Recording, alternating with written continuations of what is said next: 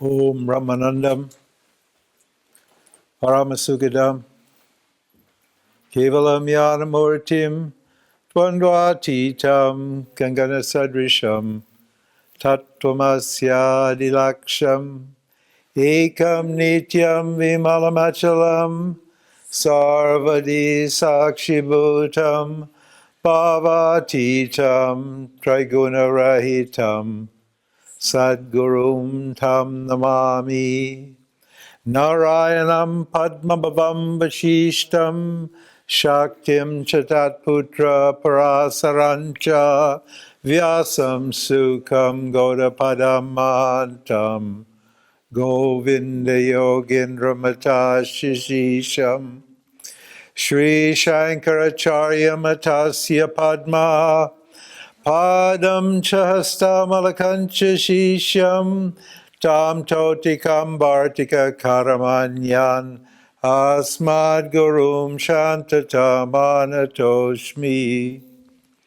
Vishwam Darpanadrishyam Aninagari Tulyam Nijantargatam Pashyan Atmani Mayaya Bhurivod Bhutam Yata Nidraya Yasakshat Kurute Prabodha Samaye Swatmanameva Dvayam Tasmai Shri Gurumurtaye Namaidam Shri Dakshinamurtaye Namaha Om. Narayana, Govinda, Krishna, Paramatmani. Self, we're on the topic of the self. Life's a zero-sum game. There's no joy in objects. I'm after knowledge, not experience. I need a means of knowledge. For means of knowledge, I need to be qualified. I need a qualified teacher who can wield the means of knowledge. And then I'm good to go. I'm ready for teaching. And we talked this morning about the self, you. This is a picture of you. This is a picture of you. There's only one of us. There's only one. There's only one self, and there's only one person.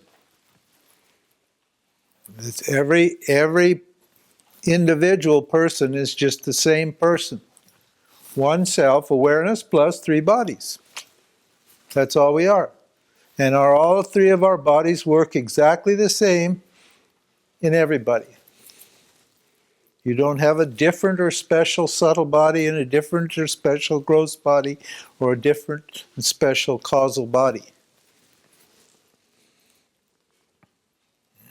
This is just a picture of us. Now we're talking about this awareness, the pure self. It has no bodies. Okay? It has no bodies. It's bodiless. It's nameless. It's formless. There's no objects in it, no forms in it. There's nothing. It's uncreated. You are uncreated. You're unborn. That means there was never a time when you didn't exist. That's weird, isn't it? That's not how I see it. I know I was born here, and now I'm living here, and then I will die there. No. You were never born, so you're never going to die. Understand? If you can understand that fact about yourself, you'll stop worrying, and you'll stop hurrying. The reason we're in such a big hurry in life is because we want to cram in and get all of these experiences possible before we die. Huh? Yeah, we know we're going to die and be gone, and we want to experience all this stuff before we die. So we're always rushing, always in a hurry, want more and more and more, and harder we work, harder and harder, trying to get more and more. And don't need to worry. You're not going to die because you weren't born. Now, the problem with this teaching is experience. Experience causes a problem with this teaching of non-duality. because it seems like there's more than one of me when we have this teaching. It seems like there's me, this person, and then there's this higher person, this special self, this Uttama Purusha, it's called in the Bhagavad Gita. And that this is called duality. And it seems that I am not this person. I'm only this person. I'm this limited, small, inadequate, finite person. And we're telling you, no, you're the supreme person. You have no form, you have no name. You're not born, you're not die, you're totally full and complete, so you're free of desires and fears. So, how does that work? What is this self? What is this self we're talking about? I'm this self. I'm James. I'm from America. I was born such and such. I died such and such. I'm going to die such and such. I almost died last year. And, I weigh so much, and I this and that and the other, all that person. Well, how do I relate to this formless, nameless, being with three bodies? How do I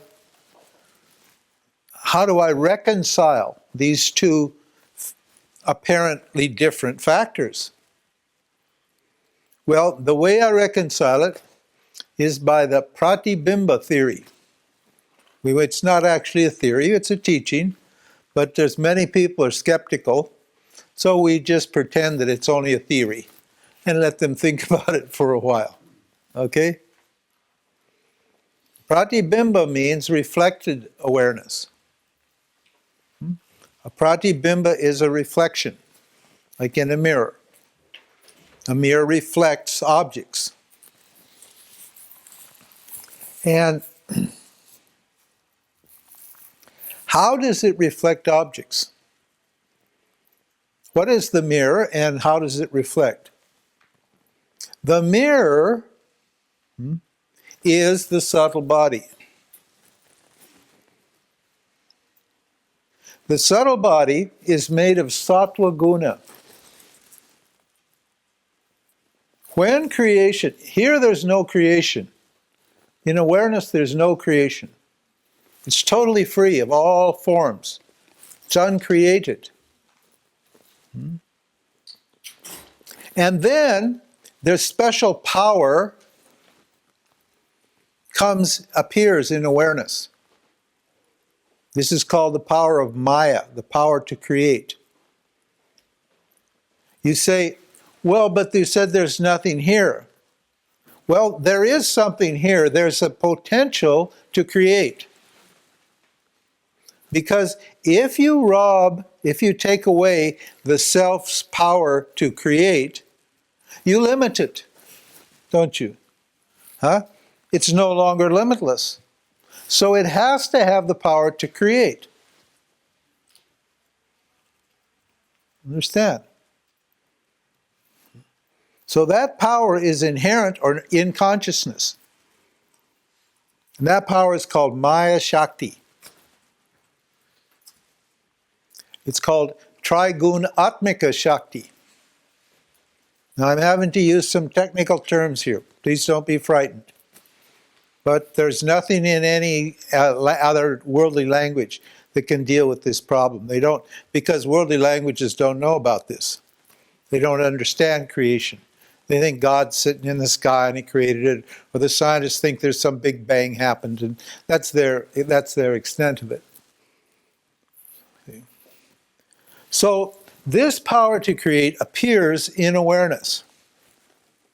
Now, you notice on this chart,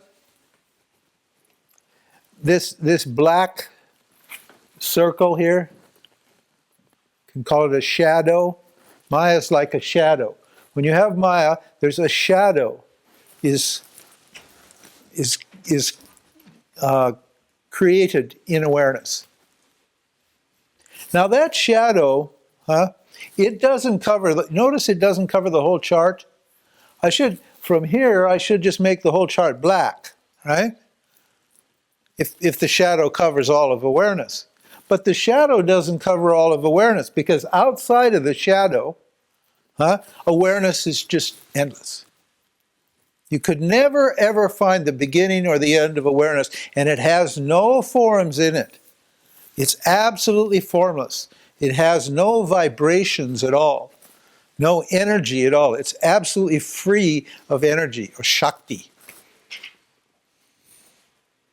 And just this, when Maya, this power, then this little shadow happens just like a tiny little speck on the face of awareness. Now, that's not quite the right word, face, but we're talking about something that's beyond words now. We're pointing or revealing something that's beyond words, something that's present, something that you know, but something that's beyond words.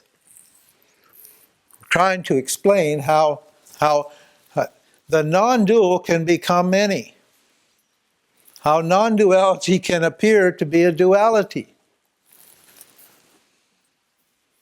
Because it's a question, isn't it? It's an important issue.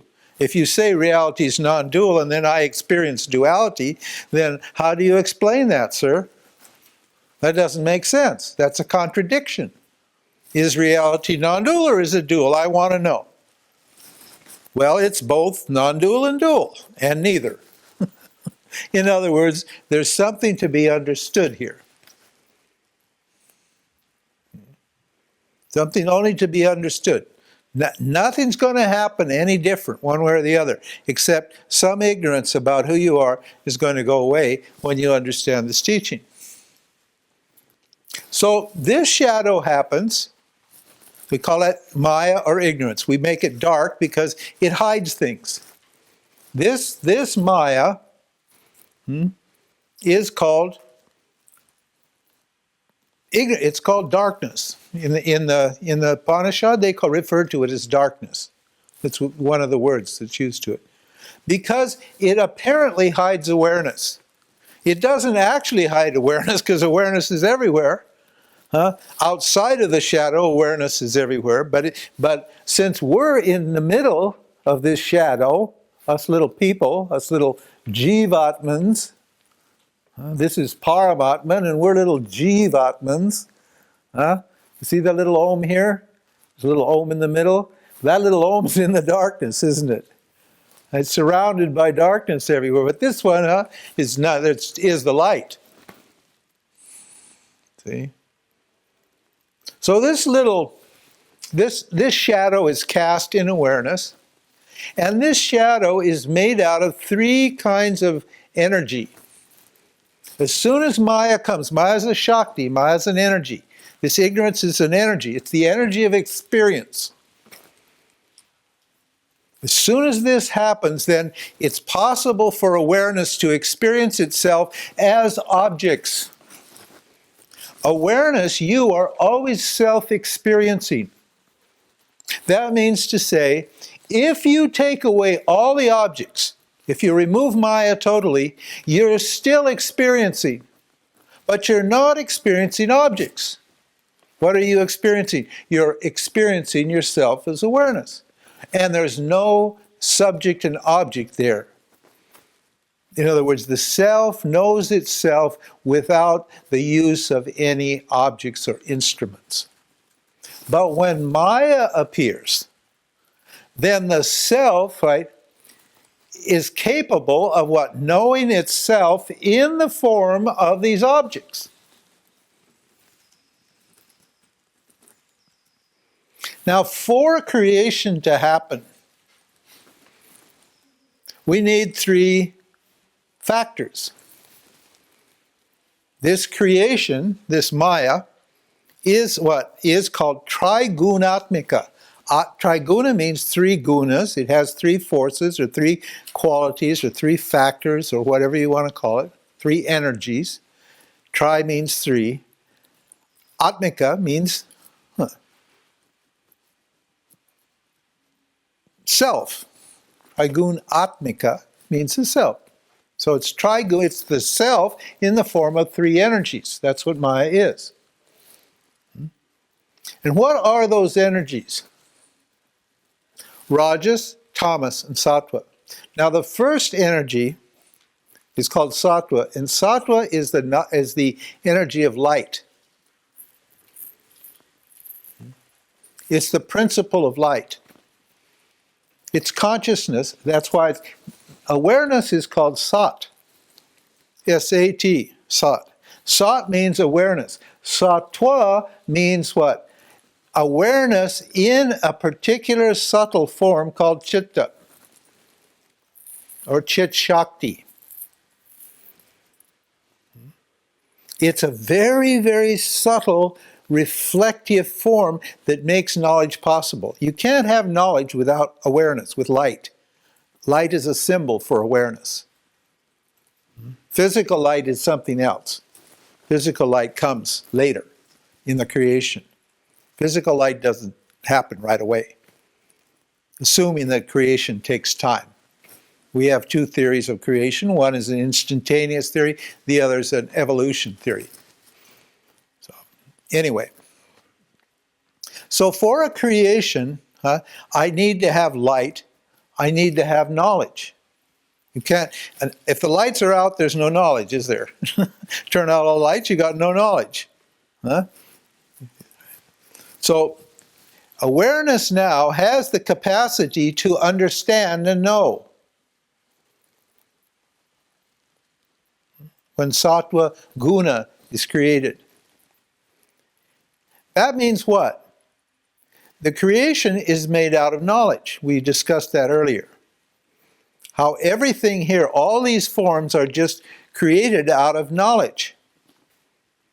That knowledge is not your knowledge or my knowledge. It's not a person's knowledge. It's Ishvara's knowledge. It's Maya's knowledge. It's the Creator's knowledge.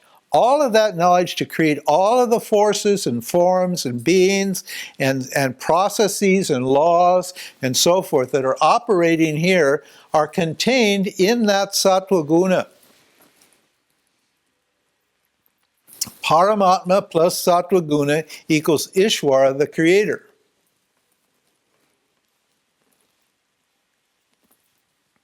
Now, what is the Ishvara going to create with? To have a creation, I need some sort of substance, don't I? I need a substance. Like to get, if I want to make a pot, if I'm a potter, I need a substance. I need clay. First, I'm a creator. I'm aware. I'm an artist, and I've got an idea. I want a pot. So now I've got my knowledge is there. The pot knowledge is there. Now I need some clay. And what is the clay out of which the Ishvara is going to manufacture this whole creation? What? Tamas. Awareness in the form of an energy called Tamas. Tamas is like heavy, dull. Sattva is a very pure, high vibration that just it vibrates at a very, very, very fine. It's a very fine substance that vibrates at a really high, intense rate. So awareness is projected. It becomes light. But Tamas is heavy, slow, and dull. You can't see Tamas. You can see Tamas with your senses. Why? You can see these forms with your senses because why? Your senses vibrate at the same frequency as matter. Our senses vibrate at this slow vibration, and so we can pick up on the material aspect of creation. And where is that Tamas coming from? From consciousness. Maya is what? Is manufacturing out of consciousness this matter. The scientists can't get there for some reason. They're starting to try to get there because when we ask them, well, they say, well, it started with a big bang. And then we say, well, where did the bang come? You know, what did the bang come out of? They don't know. They can't answer that question because they rely on their instruments, and their instruments of knowledge are just extensions of the senses. And the senses will take them right up to here, the instruments they have to measure these elementary particles and stuff. It'll take them right up to here, but there's no instrument that can pick up on awareness. Because awareness is behind the instrument, hidden from the instrument. It's more subtle than the instrument, than the scientist himself. See? So now Ishwar's got what? It's got an idea and it's got a substance. Now, the idea is not going to transform the substance, is it? The idea just sits there in the idea plane, and matter stays there in the matter plane, and nothing happens, is it? So how is Ishwara going to get the idea to interact and transform the matter into all the names and forms that are operating here? How's it going to do that? Well, another energy is needed. That energy is called Rajo-Guna. Rajas, or Rajo-Guna. That's the energy of change and transformation, of action, of desire. That's the one we like so much. In our societies, they're completely rajasic. You look at them. They're rajasic and tamasic. Everybody runs around like little chickens with their head cut off, just all day long, doing, and then they go home and have a beer and eat some wurst or Wiener Schnitzel or something. Rajas and Tamas, these societies, full of Rajas and Tamas, not so much Sattva. And Rajas is that power to transform objects into what? The ideas that create this whole reality. This chair is what? A transformation of wood. This was a tree in the forest. There's this idea, the carpenter had an idea, let's make a chair. And then he got out his tools and started with energy and cutting and this and that and drill and all that sort of thing and glue, and he put it all together with that Rajas. He created a chair. He imposed his idea on this just blank form of wood, and now we have this comfortable object that we can sit in and enjoy. This creative process is the same everywhere, in everybody, in all places, at all times. All three of those factors are necessary. Now, we're just right here at the start of the creation now. There's more to come. That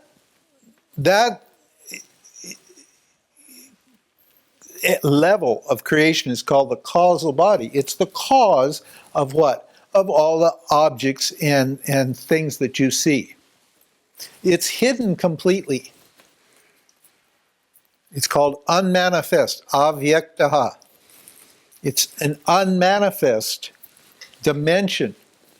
You can't see it. You can't smell it, taste it, touch it, feel it, measure it in any way, but we know it's there. How do we know it's there?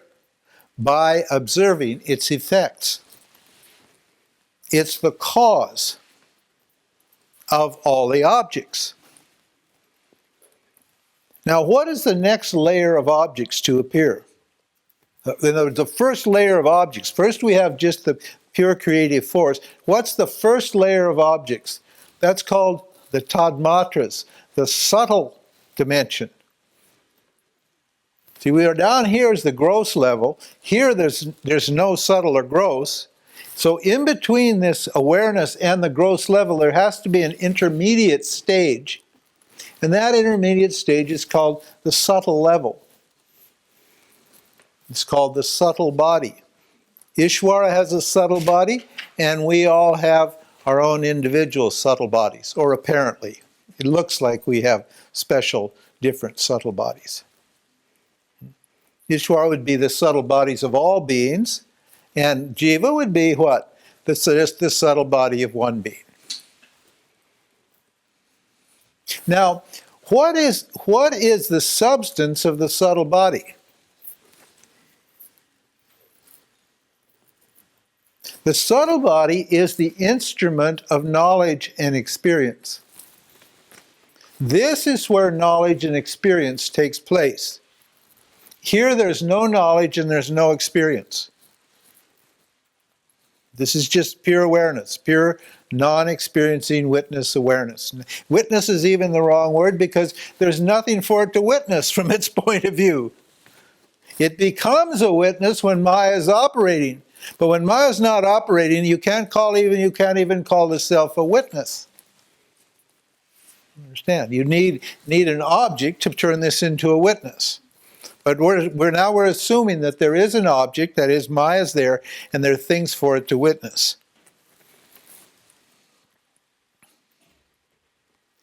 So the next stage of creation is what? The subtle body. And the subtle body being the instrument of knowledge and experience, because you can't have experience without knowledge. You need, even if you did, it wouldn't mean anything, would it? Experience wouldn't mean anything unless you know, unless you understand it. It has no meaning. It's totally nothing without knowledge.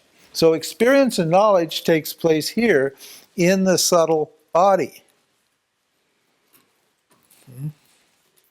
And why is it possible for the subtle body to know and experience things? Because the subtle body is made out of Sattva Guna.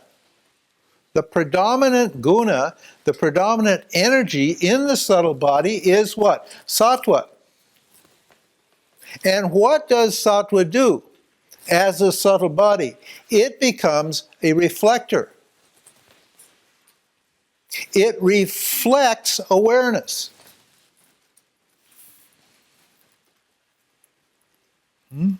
Okay? It's carefully now.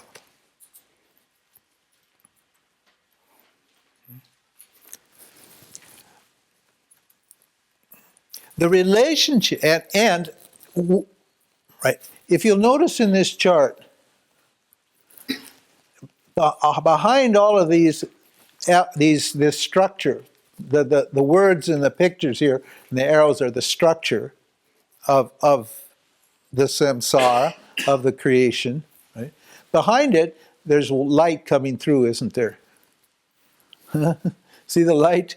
It means what? Behind this penumbra is all awareness shining through it. And that awareness in the very center, that's called the innermost self, or the inner self, or the Jivatman, that's shining there also in the heart. That's the self in the heart. We call it the imminent self. This is often called the transcendent self, and this is called the imminent self. But the imminent self and the transcendent self are what? Are just the self. We'll see as we go along. Now, this self plus the subtle body is called a jiva. It's a special term.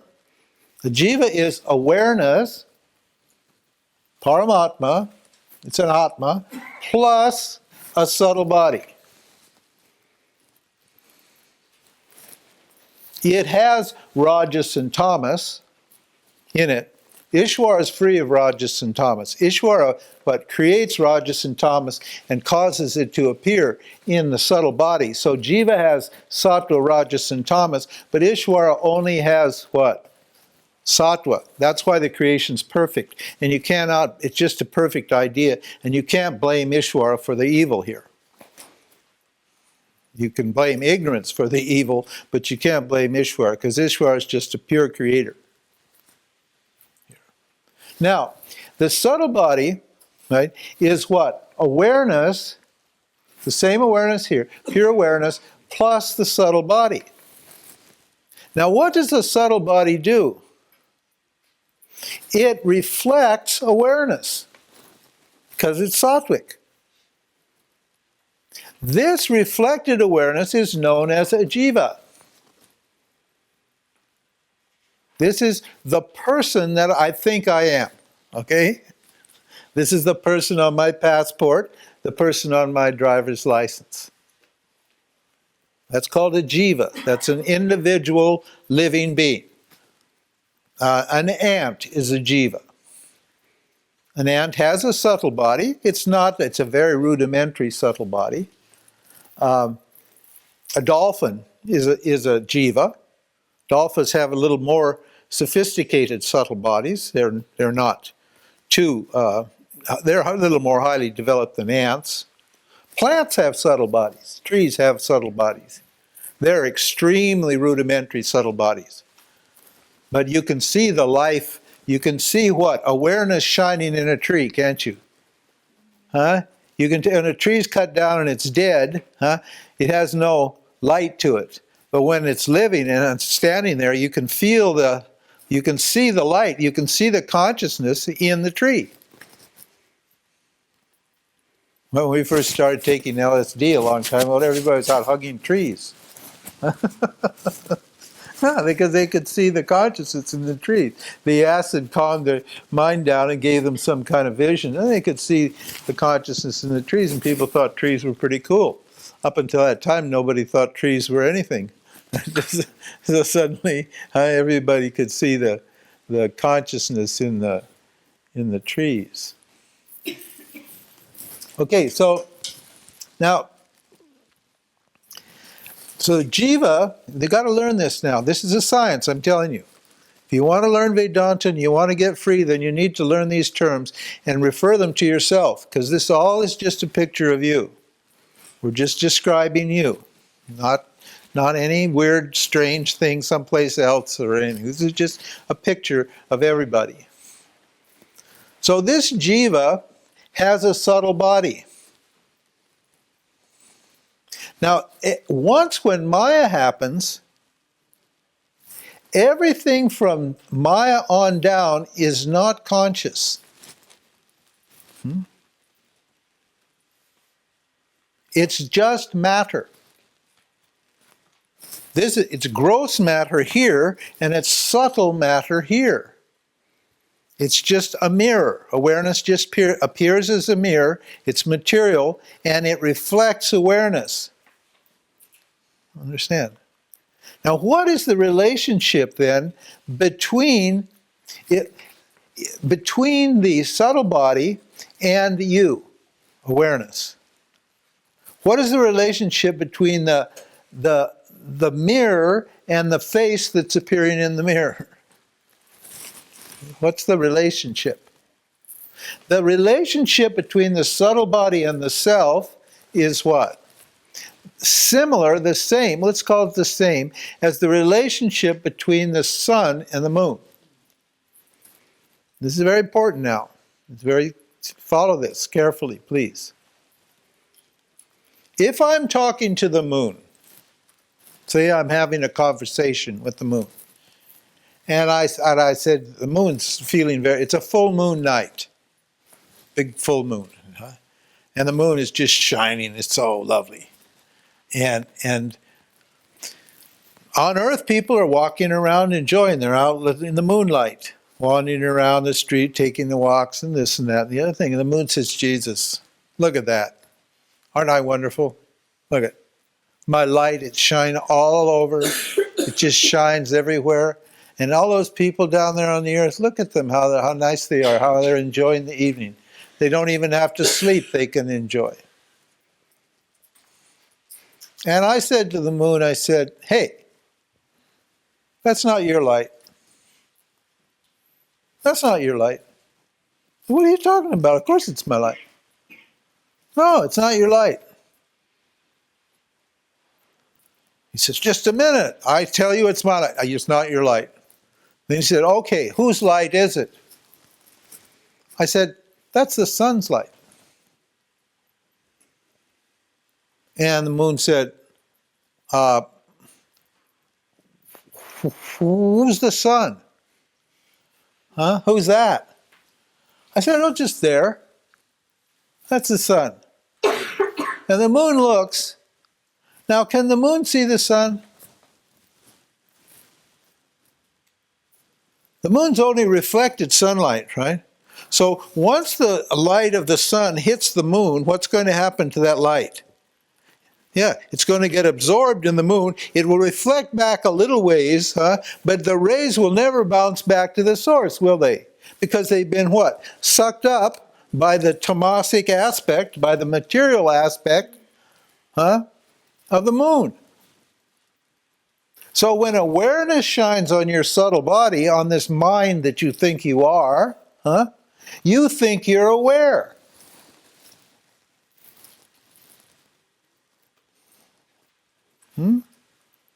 Just like the moon thinks it's aware. You don't realize that you're not aware at all. You're just reflecting awareness.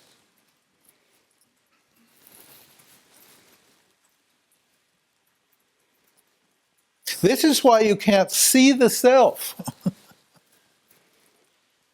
This is why you can't know the self. Because the person that you think you are is not conscious. The person that you think you are is just what? Awareness plus a subtle body. And the subtle body, when I identify with the subtle body, I become a person, and that person is just reflecting awareness. It's not awareness at all.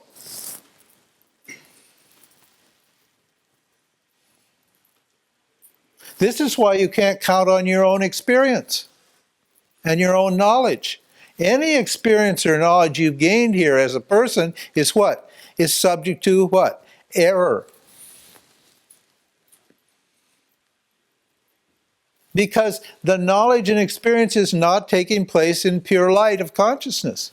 It's taking place in the reflected light of awareness. So there's ignorance mixed in with the knowledge. Because of Rajas and Tamas, ignorance is influencing your what? Your understanding. And you can have ignorance sitting right beside knowledge and not know the difference because you're not actually aware. You're aware, but not as this person that you think you are. That's the point. We're not saying you're not aware. We're saying you're not aware as this reflected awareness. You're just simply what? A mirror that's bouncing awareness on through the senses onto objects so that what? Awareness, you, the real awareness, can see itself in matter. Or as matter, put it that way. So that awareness can see itself as matter. So it's not that you as a person see the world outside. It's awareness sees the world outside through you. Awareness simply bounces its light on you that shines through the senses, eyes, ears, nose, tongue, and skin, and then what? Those stimuli coming from the outside are picked up, apparently. Apparently. I can see what you're thinking. Yeah.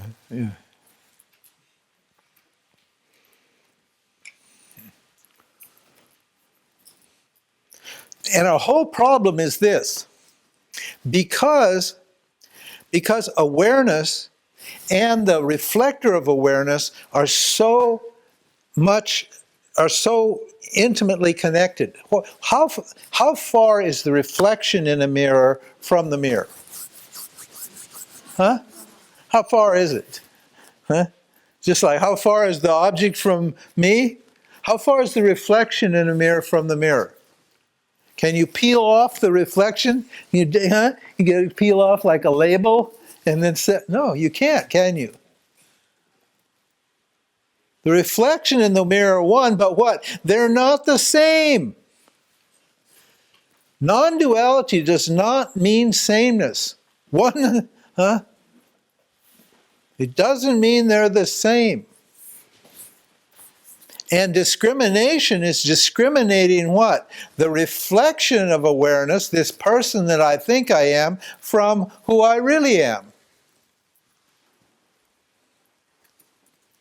And my problem is that because I believe I'm conscious as a person, I want to experience this thing called consciousness or God, which is supposedly beyond me or something other than me. See the problem?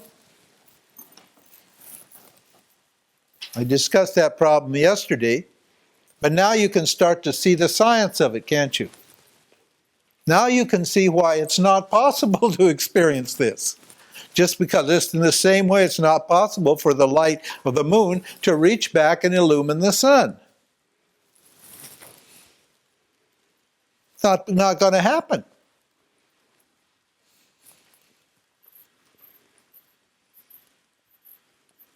Once we understand creation and how it happens and what our place in the creation is, then problem solved.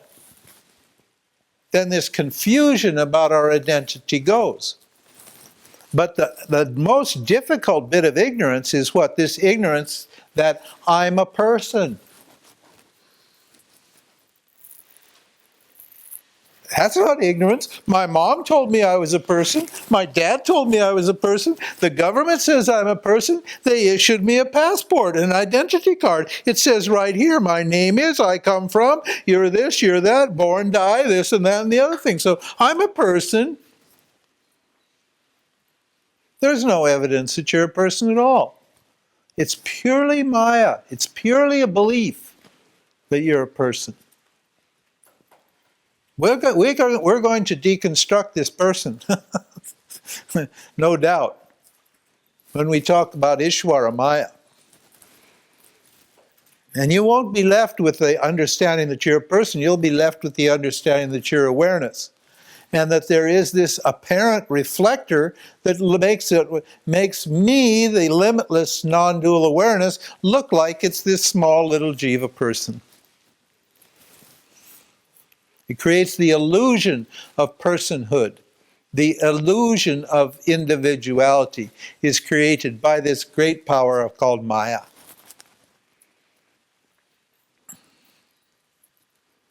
Now, when you remember we started this talk on the self, we started with this idea of meeting a stranger outside, and nobody said anything. Now, what normally, in a normal situation in the Maya world, that was just a device to get us to understand that you're always experiencing consciousness. Right? In the normal world, when you meet a stranger, what happens? You start to talk, don't you? Hi. Grüß Gott. No, you don't say Grüß Gott. Guten Tag. Guten Tag. You say, good day. And then, where have you been? Where do you come from? What's your name? So forth and so on. And then what happens? You sort of feel good there, and that person's a nice person, and you've been a long time talking by yourself, and you don't mind having a little conversation. And what happens? Out comes your story. Huh? You know this story? Well, I was born in America. I was born in Montana, and my mother was a judge, and my father was a public servant. And I had a brother, and we had 3 dogs, and we had a house and this and that and the other, and then I went to school, and I got kicked out of high school, and then I went into business, and I fell in love, and then I had a big problem, made a lot of money, and lost all my money, and then I went and I became enlightened, and I met the Swami, and then I started teaching Vedanta, and blah, blah, blah, blah, blah, blah, blah, blah, blah, blah, blah, blah, blah. I have 70 years of story to tell you.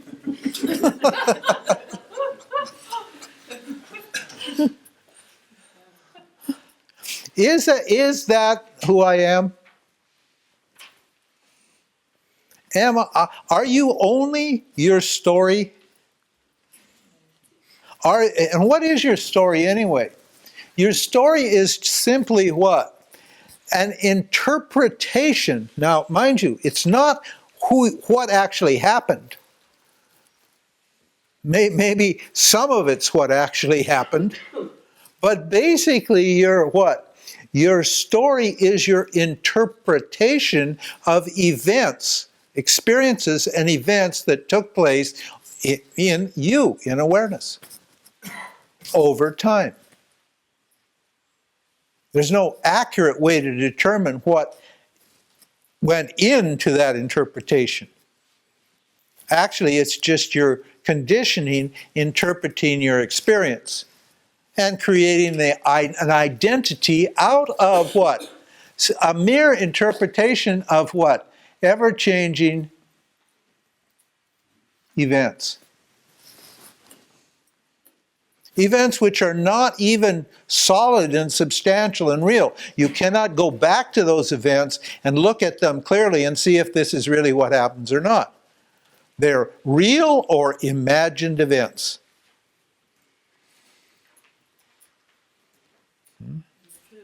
Huh? Like a film, yeah. Like a play, like a film. There's a script written for you. It's got your, in India, they have these nadi readers. Have you heard of the nadi readers? Oh, spiritual people love that. They often go to India just for the nadi readers. Because they've got this library, huge library of books that tells who you are as a person for way back and who you'll be in the future. And they just can, it's amazing what they can tell you. It's almost scary. Where the hell did they get this? Well, that's, how do they do this? Most of them are fakes. Most of them just can tell you anything because you don't know. What do you know? You get out some musty old thing and some Sanskrit and Johnny John, chant and look at it for a while, after they've collected 1,000 rupees. And then they start telling you all this stuff, and it's always good stuff, wonderful stuff, and so forth and so on. And a lot of it just tallies with what you seem to know about yourself. There's a script that's written, and you take yourself to be that person. Is that all you are? Are you just the interpreted experience that this body and mind have gone through, or are you something more than that? You're just obviously something more. You are what? The knower of that experience, those experiences. The knower of experience is not affected by experience.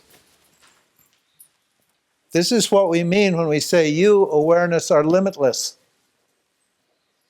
When we say you are limitless, we mean what? No matter what happens in the Maya world, in the created world, in the reflected world, you don't change. Excuse me? Of course I change. I was like this yesterday and I'm like this today. No, that reflected awareness was like this yesterday and like this today because it's in time. It's always spinning. It's always changing. So this reflected awareness is not the same today as it was yesterday. And it's not going to be the same tomorrow as it is today. That's for sure. We know that. But you don't change at all. If you had become this person, see, then you wouldn't, you'd stop being this and you'd become this, and you couldn't possibly remember what happened to who you were once the changes had made because you've been somebody else. And if you were this person and you changed into that person, then how would you relate to the person you were before? You wouldn't have any memory of it because you've transformed yourself into that person. Just like a butterfly has a worm has transformed itself into a butterfly. The butterfly can't remember it's a worm. Why? Because, can it? It doesn't know it was a worm. Because there's no third person, there's no awareness watching both, watching the transformation.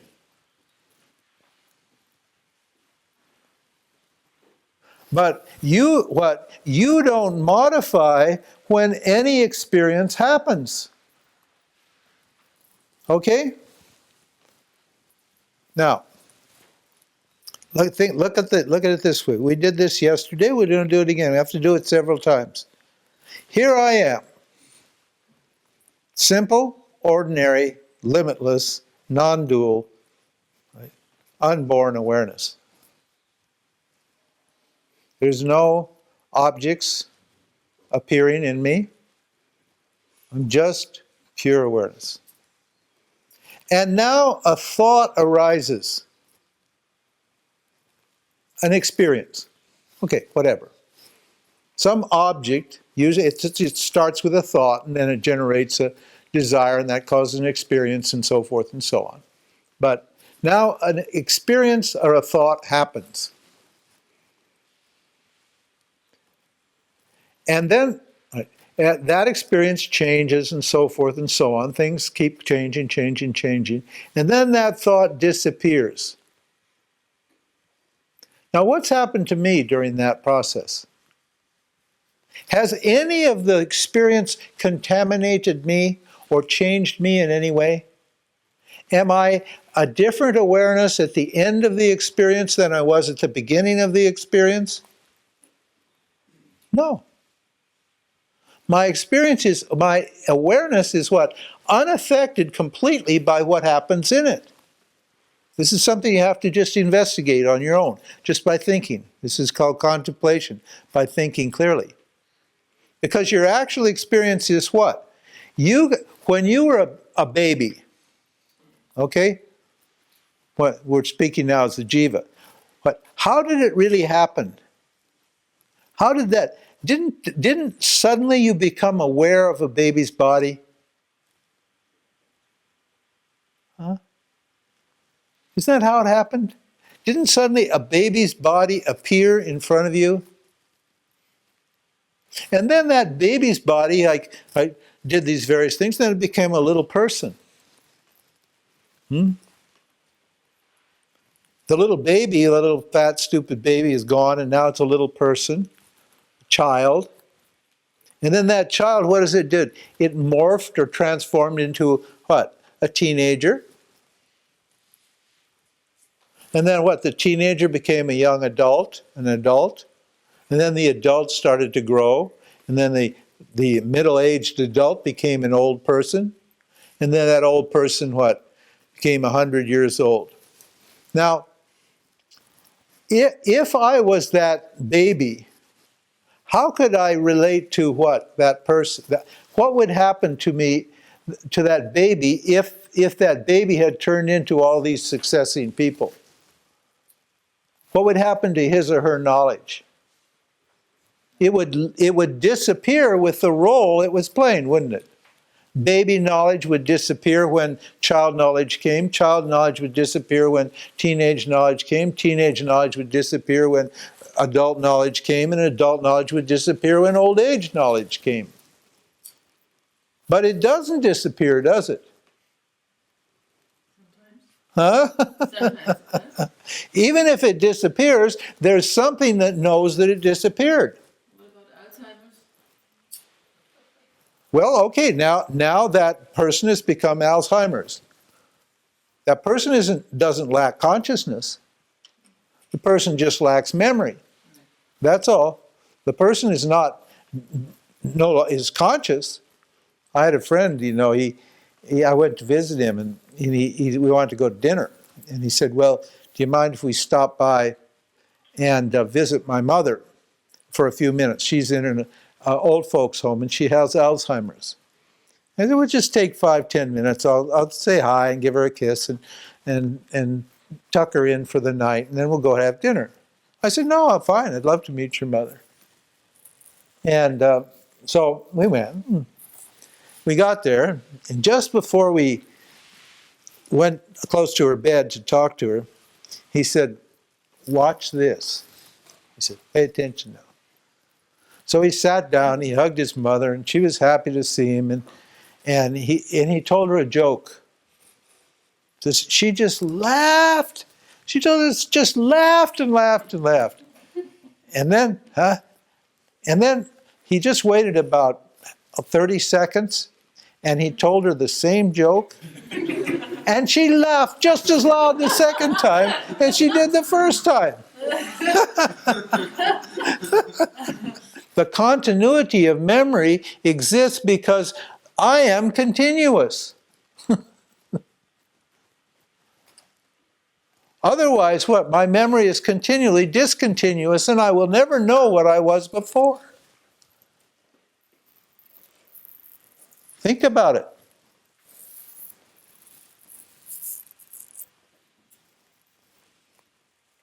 This is what we mean by limitless. I am not limited. I am not modified. I am not changed by what? By what I experience. That makes it sound like I'm an experiencer. Huh? So now it's careful. I caught myself there. Oh, Ramji, you can't say that, can you? Because what? This I is not experiencing. This I is a non-experiencing witness. This I, the reflected I, is an experiencing witness.